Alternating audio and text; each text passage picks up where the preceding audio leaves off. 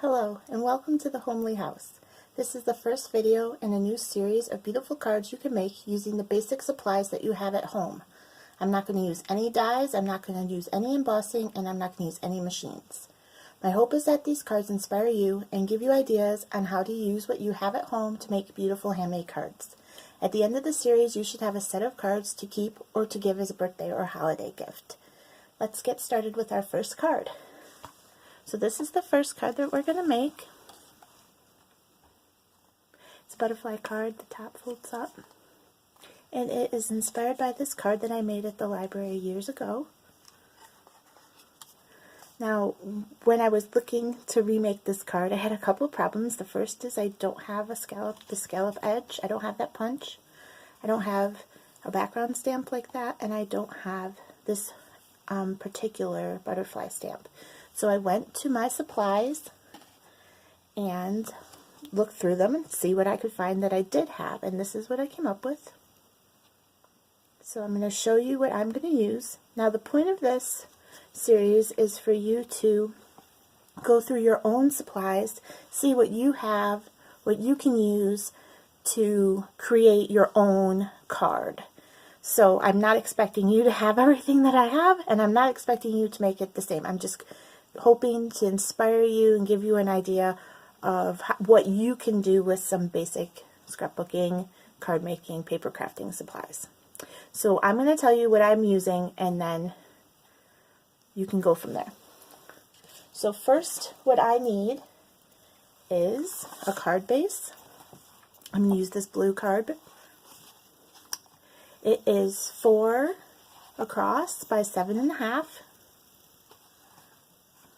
I needed a piece of white cardstock that I'm going to be stamping on. This is 3 3/4 by 5. A piece of scratch paper to stamp on, and a piece of ribbon. Mine is 6 inches. You can make yours however long or short you want. You don't even have to use it.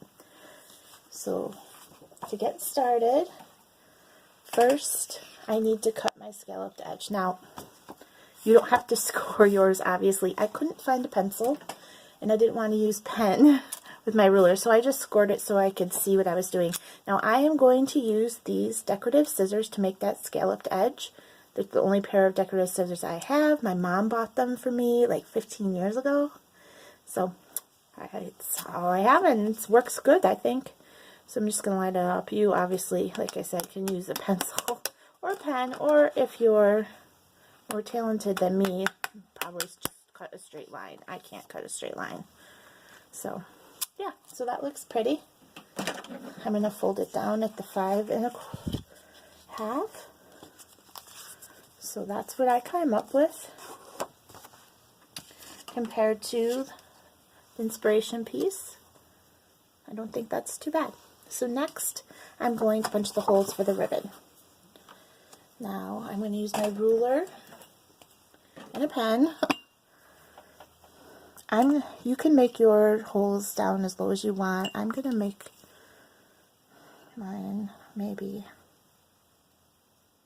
I think maybe 1/4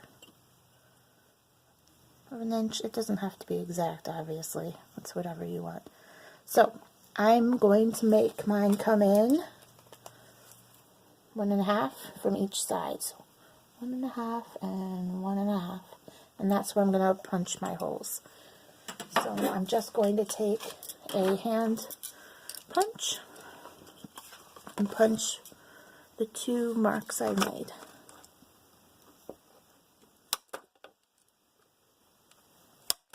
That's it. That's all you need to do. Now take our ribbon. You go up through the bottom. Make sure it's not twisted. Down through the other side. You can use string. You can use whatever size ribbon you have a hole punch for. You don't have to use ribbon at all. Same with the scalloped edge. You want to keep that a straight line? Keep it a straight line. It's up to you. It's your card. So I'm going to... My fingers are fumbly today. That's that. And then... there we go. So I'm just going to snip off the ends. I want mine a little bit shorter, and I think I might glue them down. Just a little bit of glue underneath so it stays, but I'm not going to do that now. So there we go. Now we get to work on the inside. So the stamps I'm using for the background stamp, I have this giant block stamp. I bought it at Joann Fabrics for 97 cents on clearance. I don't know why I kept it. I always wondered, like when I would go through my stash, why I didn't get rid of it, but now I am glad I didn't, because it is the only kind of real background stamp that I have. So I'm just going to lay this down. I don't want to tape it down yet because I don't like stamping like that. And I'm just going to tape the fold down because I don't want my stamping to go underneath the fold. So there's that. So the colors I'm using for the background is Hero Arts Soft Granite. I bought this in a package of 4 around Thanksgiving time. It was on sale with all the holiday sales, so I have this set of 4 and another set of 4 that I bought at that time. So I'm just gonna actually grab my stamp pad. You might not need one of these, but for this stamp I do. So, alright, now I can stamp it. So I'm just going to stamp my background. Make sure I don't get it up on the flap. Or move the white paper and press. Oops, sorry about shaking the camera. There we go. Just what I wanted. So I can get rid of this now. I just need the pad for that block stamp. So now I'm going to stamp the butterfly stamp. Now my butterfly, I'm using this stamp set.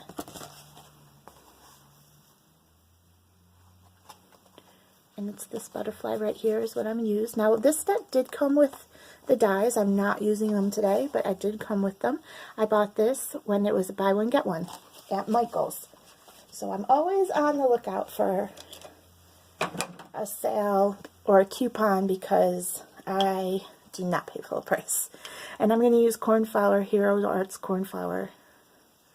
I like this pretty. It's a pretty blue. So I'm just going to stamp this up. And I'm going to stamp it right on. Now, you can do this however you want because it's your card. This is just showing you how I make this card. There we go. So there's that. Now, I like it popped up. See, on this one, I popped it up. So I'm going to stamp it again on this piece of scrap. And then cut it out with my scissors.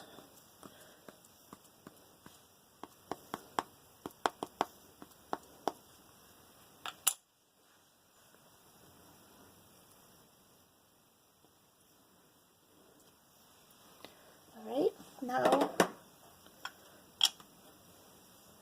I'm going to use my scissors to cut this out. I am not good at this at all. That's why I try. I don't have die sets for all my stamps, but I do have them for some of them that would require a lot of cutting. Now I'm going to cut off the antenna and stuff here because I'm not good. I know there are people who are very good at fussy cutting. I am not one of them. So I do have dies. The way I decide if I'm going to invest in a die or not is first, I usually, if it's a bundle and it's a good deal, I'll buy the dies. But I usually buy the stamp and then track down the dies later because I don't need them for all, and sometimes I'm not sure what I'm going to do with this set yet. But if I get a stamp set and I notice that I'm spending a lot of time cutting out the little pieces, then I will get the dies. It's a time saver, and I think it's a good investment. So I'm going to tape this down now. I'm just using my tape runner. You can use wet glue, double-sided tape,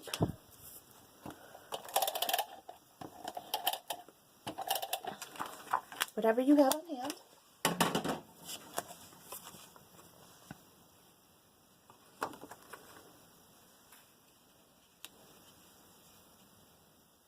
I'm just going to stick that down. I don't do anything straight. Everything I do is kind of crooked, so that's my thing. That's how my family knows it's from me. Now, I am going to use a dimensional. I have these ones. You can find these a lot of places. I know they sell certain types of mounting squares at the Dollar Tree for $1. They also sell double-sided tape there for $1. So, that's always an option. Real quick, I'm gonna just a little bit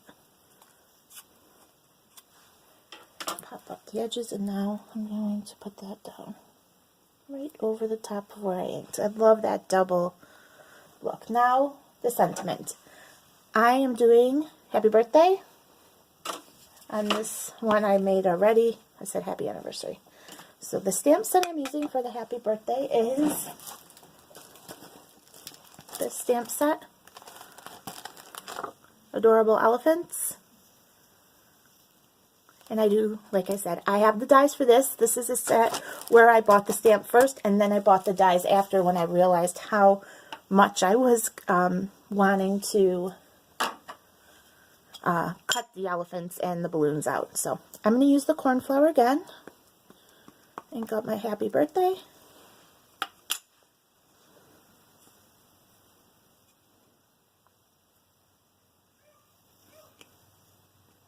And that's it.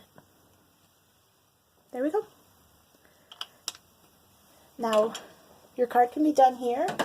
I am going to use the Wink Stella on the butterfly. You don't have to do this. You could use glitter. You can use crayons or colored pencils to color it in. I'm just going to go over the inked parts. Real light. I mean, if you've used Wink Stella before, you know it comes out hard. So I never squeeze. I just use whatever's in the lid or on the tip because it will come shooting right out. So there we are. Just a little bit of shimmer. And that is your completed card. How cute is that? So, based on this card, it's this. Now, if you don't have stamps, I had another idea. If you either don't have a stamp for the center or a sentiment, you could do something like this. I just made this paper rosette. This is a cut apart that came in a paper set and a sticker. And you could put that down and that would still look really pretty. And you don't need dies or ink. I mean, I did ink a sun, but you don't need dies or ink for that. Stickers, paper, that's it.